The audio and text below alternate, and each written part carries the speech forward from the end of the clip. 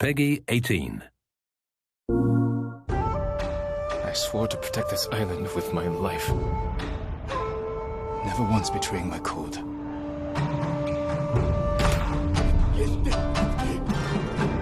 Until today.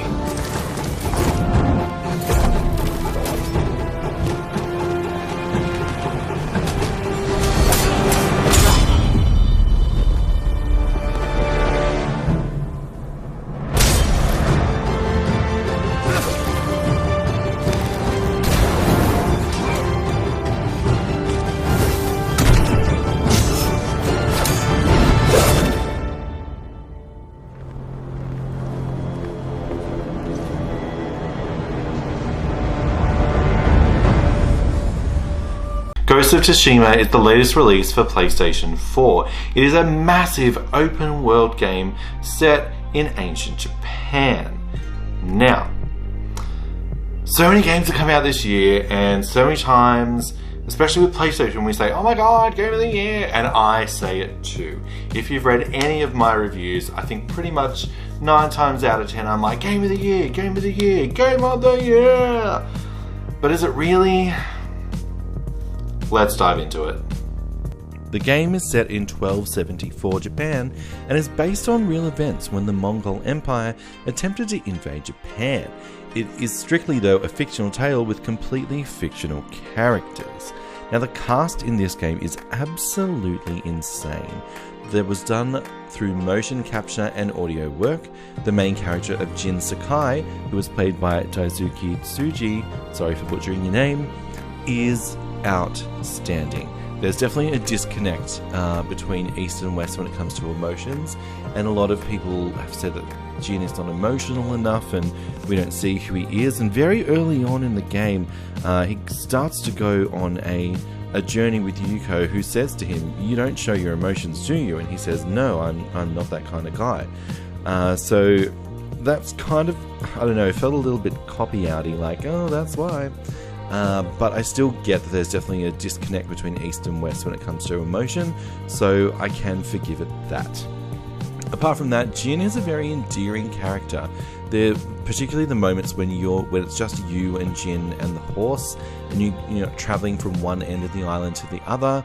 There's a lot of things along the way, like hot springs and temples and shrines that you stop at, and you just get these really quiet moments just with Jin, and it really helps you connect with this character as well as seeing his bare bum. Apart from that, there are a ton of other supporting characters. Yuna, voiced by Sumali Montano. Khan, the villain, by Patrick Gallagher, is well above any other villain I've seen in a video game in quite a long time. He's intimidating, but not menacing when it comes to mustache twirling ha ha ha. He's a physical threat, he's very intimidating, and he's very manipulative in what he does. So while he may not strike against you directly till the very end of the game, he puts all these power plays in between now and then to kind of try and take you and your loved ones out. And that, I found, was really central to the story and really making you want to really just chop his head off and be done with him by the end of the game. The photo mode in this game is nothing more than spectacular. I am a big fan of photo mode, and I have no qualms saying that this is the best photo mode in any game ever. While the gameplay stands to a still, any effects that are happening in the background, like leaves falling from trees, petals falling from flowers, rain droplets coming down, water from waterfalls, it all just keeps going, so you get this luscious, gorgeous, in-scene shot that is just mwah, mwah, mwah. Check my Twitter feed, check my Facebook for all of that glory. Apart from the main story, which will take you about 20 to 30 hours to complete, really depends on what you do. This game is a sucker for luring you into side quests, and then while you're on the side quest, giving you a side quest that you get sucked into, and before you know it, you've already played the game for 40 hours and you're not even halfway through Act 2. WTF? It's that good, and it's really a testament to the writing and the story. A lot of this side characters get these huge story arcs that you just don't see in other games. Not really since The Witcher 3 have side characters and quests intrigued me so much that I want to do all of them, which really helps when it comes to getting trophies. So this game you can play in easy, medium or hard and still get the platinum trophy. You do not need to replay in hard mode to get a special trophy, which is great news. What it does though, there is a lot of combat heavy trophies. So if you do want to get that platinum, you do need to get certain stances, upgrade your katanas and your armor to a certain point to gain those trophies, so make sure you look that up and do that early on. Do not make my mistake. Graphically, the game is second to none. The detail given in the special effects, the backgrounds, the layouts, the worlds, and the different areas and the dynamic weather that's implemented, so many storms, is incredible. There's nothing that doesn't work about it. The only things that did start to lag a bit towards the end of the game, I got a lot of frame rate drops and a lot of stutter when it came to the last area, but there were a lot of enemies, there was a lot happening on the screen, and it was happening hard and fast, and that is my only complaint. Apart from that, the graphics are flawless, and you will see when you get this just why. I guess the biggest thing riding on this game is this is the last PlayStation exclusive for the PlayStation 4 generation. We're about to get PlayStation 5 later on this year, and I don't know what's going to happen with the exclusives, because all we know is that we're getting a Spider-Man offshoot, and that's all that's really confirmed so far. So could this be the truly last great PlayStation title ever? I doubt that. That was just clickbait for the promo.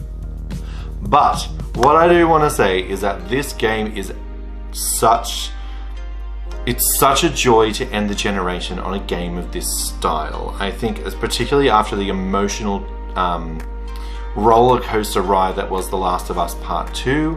I think I had 2 weeks off and then it was straight into Ghost. Ghost is such a relaxing experience compared to The Last of Us 2. Sure, there's plenty of action, there's plenty of high octane things going on, but there's a calmness and a serenity and a beauty to this game that's very different from The Last of Us 2. Very different. Well, there's no zombies to start with. It just has this beautiful flow, and I cannot get enough of this game. To date, I've finished the main campaign, I've finished all of the Tales of Tsushima, as well as all of the Mythic Tales, leaving me just a couple of things to do just to get that Platinum Trophy. Now the good news is, it doesn't matter what mode you play this game on, easy, medium, hard, you can get that Platinum Trophy, you don't need to play it on hard mode. Props have to be given to Sucker Punch Studios. While I am still angry at them that we didn't get a Sly Raccoon game in the PlayStation 4 generation, it better happen for PlayStation 5. And where's the movie? Where's the TV show? I'm still waiting, mate. I'm still waiting. I am so happy with this game and how it turned out. It feels like a massive step forward for Sucker Punch.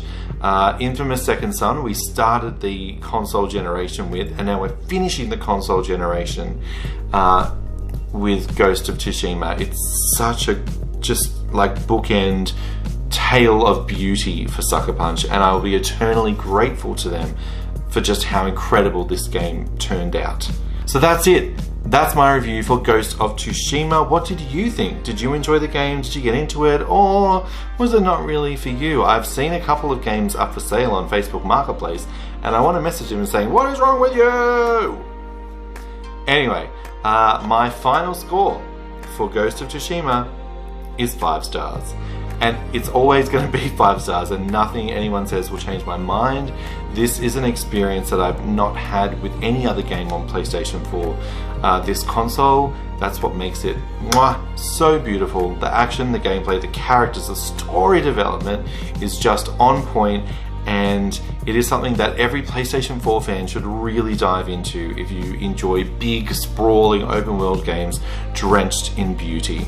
So that's it for my review. Ghost of Tsushima is out now only on PlayStation 4. Make sure you grab it before the end of the console cycle. It's definitely worth jumping onto. Thanks for watching, and I will see you all on the next video.